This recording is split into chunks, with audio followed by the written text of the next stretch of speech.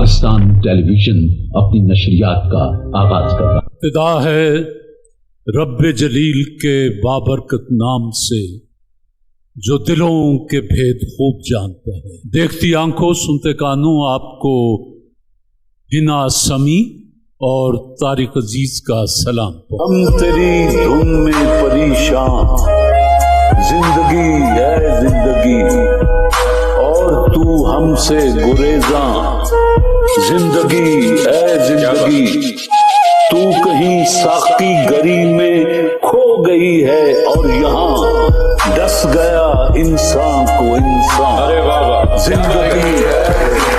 ارتقا ہے رب الجلیل کے اس بابرکت نام سے، سنتے کانوں اور دیکھتے آنکھوں کو ارسلان خواجہ کا سلام۔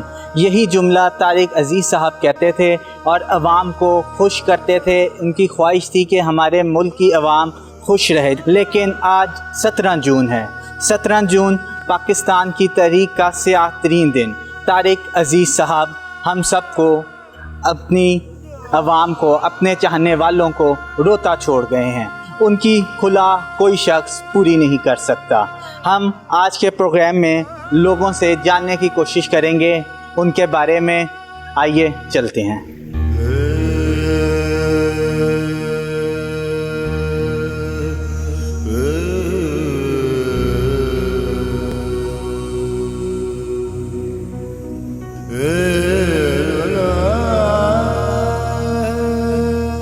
یہ طارق عزیز صاحب پاکستان کے ایک بہت ہی بڑے نام تھے۔ ان کی خلا تو کبھی پوری نہیں ہو سکتی، لیکن ان کے بارے میں آپ کیا کہیں گے؟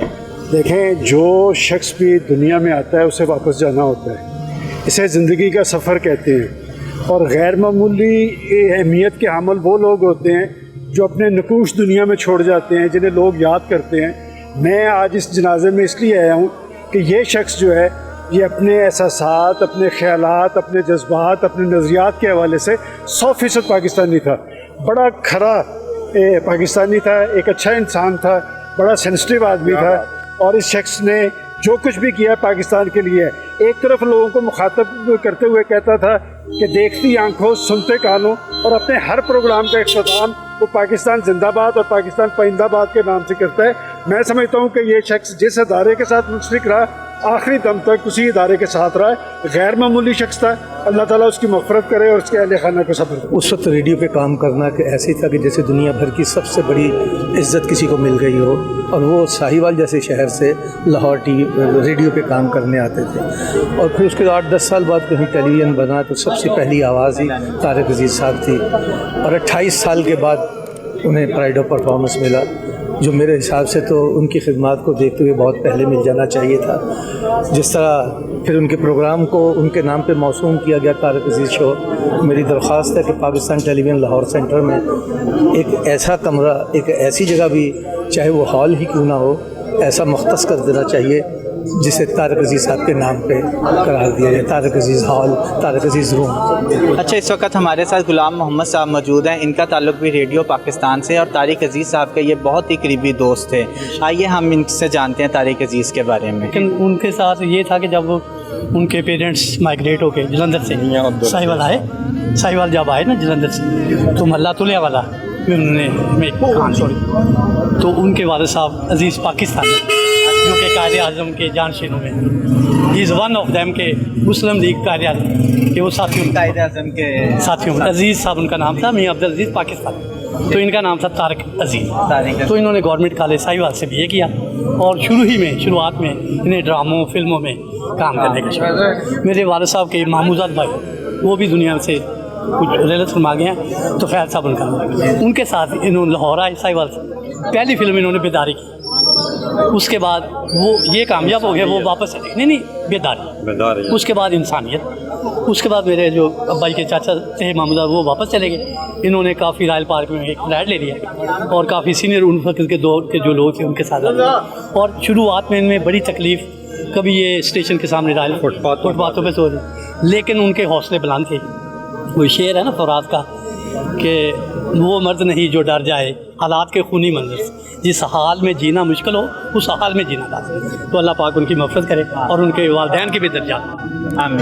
اچھا، اداکاری میں بھی بڑا انہوں نے نام کمایا، لیکن ان کے قریبی دوست کبھی صاحب تھے، وہ اس وقت ہمیں یہاں پہ نظر نہیں ہاں جی، یہ آپ نے بہت اچھا سوال کیا ہے۔ وہ اصل میں کچھ سینئر سٹیزن ہے، 85 ایئرز اولڈ ہے اور کچھ بیمار ہیں، اس لیے وہ ان کے نیبرز ہیں۔ بلکہ یہاں تک میں ایک بڑی نقطے کی بات بتاؤں، فون پہ وہ ان سے بات کرتے تھے کہ طارق عزیز صاحب آج کی پکایا ہے، کہتے جی آج میں نے چنے کالے پکائے تو آ جائے، تو ایک دوسرے سے اتنا پیار تھا۔ لیکن وہ کچھ بیماری کی وجہ سے، کچھ ملکی حالات، کرونا وائرس کی وجہ سے وہ ان کے اور پرانے ساتھیوں میں ان کے کبھی صاحب ہیں اور خالد بار ڈار صاحب ہیں، اور ہمارے ساہیوال کے ایک تھے چوہدری نذیر احمد صاحب جو الحمرہ کے ایگزیکٹو ڈائریکٹر ہیں 15-20 سال۔ اور یہ بھی مجھے سننے میں آ رہا ہے کہ انہوں نے اپنی تمام تر جون سی کمائی تھی وہ ساری غریب افراد کے نام چیریٹی میں دے دی۔ بالکل جو سنا ہے انہوں نے، جو اپنی مسز کا حصہ تھا نا وہ نکال کے باقی سارا۔ بہت شکریہ، اللہ آپ کو بہت شکریہ۔ طارق عزیز صاحب کی خدمات تو ہم ساروں کے سامنے ہیں، ان کی کھلا تو کوئی بھی بندہ کے لیے دعائیں مغفرت ہی کر سکتے ہیں ہم لوگ، تو اس وقت یہی ہے بالکل اللہ تعالیٰ ان کے درجات کو بلند کرے، ان کو اپنی جو ہے رحمت میں جگہ دے پروردگار۔ اچھا، طارق عزیز صاحب کے بارے میں کچھ بتائیے گا، آپ ان کے قریبی؟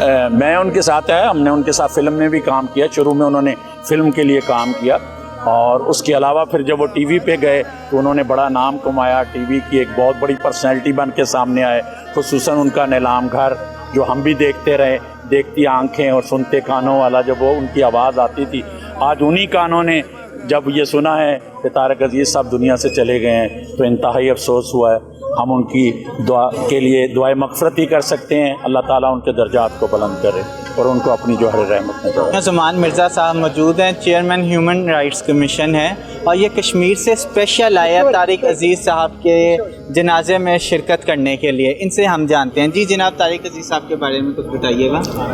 طارق عزیز صاحب میں سمجھتا ہوں کہ ہمارے وطن عزیز پاکستان کی ایک عظیم، ایک سیر انگیز اور ایک انسائکلوپیڈیا شخصیت تھے۔ طارق عزیز صاحب پاکستان کے پہلے پاکستان ٹیلی ویژن سے 1964 میں جب وہ پہلی آواز جب ان کی آئی کہ یہ پاکستان ٹیلی ویژن ہے اور طارق عزیز سے خبریں سنیں۔ طارق عزیز صاحب کا جو سفر ہے وہ بہت طویل ہے، 1964 سے آج 2020 کا جو سفر ہے وہ ریڈیو پاکستان میں تھے۔ پھر انہوں نے دیکھتی آنکھوں سنتے کانوں آپ کو طارق عزیز کا سلام پہنچے کہ وہ خوبصورت آواز جو ٹیلی ویژن پر اسکرین پر 50 سال سے زائد عرصہ ایک جلوہ افروز رہی، اور میں سمجھتا ہوں جتنی خدمت طارق عزیز صاحب نے کی ہے پاکستان میں، پاکستان کی عوام کی، انہوں نے نئی نسل کو جو آگاہی دی، خاص کر یوتھ کو، میں سمجھتا ہوں کہ دنیا بھر کی تاریخ کا اس شخص کو مطالعہ تھا، اور یہی وہ صفات ہیں کہ آج طارق عزیز صاحب ہم سے بچھڑ گئے، اور آج میں سمجھتا ہوں ہر آنکھ اشکبار ہے، ہر اپنی کتابوں کی صورت میں وہ ہمارے زندہ رہیں گے، وہ تاریخ میں زندہ رہیں گے، اس لیے کہ ایسے لوگ کب مرتے ہیں جو دلوں پہ حکمرانی کرتے ہوں۔ تو طارق عزیز صاحب کو ان کی جو قربانیاں ہیں، جو ان کی خدمات ہیں، میں انہیں سلام پیش کرتا ہوں پاکستان کے 22 کروڑ عوام کی طرف سے، میں ریاست جموں کشمیر کے 2 کروڑ عوام کی طرف سے، اور پھر جو تارکین وطن ہیں ہمارے یورپ میں، انگلینڈ کے اندر میرپور کے لوگ، میں 10 لاکھ سے زائد پاکستانیوں کی طرف سے بھی ان کو خراج تحسین پیش کرتے ہیں۔ بہت شکریہ آپ کا۔ چاہیے ہمارے ساتھ اس وقت طارق عزیز صاحب کے پشاور سے رشتہ دار موجود ہیں، ان سے بھی ہم کچھ جانتے ہیں۔ ہم پشاور سے آئے ہوئے ہیں طارق عزیز کے، جب نے سنا میں بہت ناراض ہو چکا ہوں۔ ہم طارق عزیز ہمارے ساتھ بہت سکون گزارتا تھا، بہت گھر آتا تھا پشاور، ہم نے اپنا بہن اس کو دیا ہے، شادی پشاور سے شادی کی تھی، اور خدا طارق عزیز کو جنت فردوس نصیب کرے، اللہ اس کو صحت دے، اس کی بیوی کو خدا صحت دے، اور میں اس عوام سارے لاہور کو دعا کر کے اسے جنازہ اتنا بڑا ہوا کہ کسی نے دیکھ کبھی نہیں، اتنا بڑا مسجد میں جنازہ ہوا، اور خدا کو بھی آباد ہے۔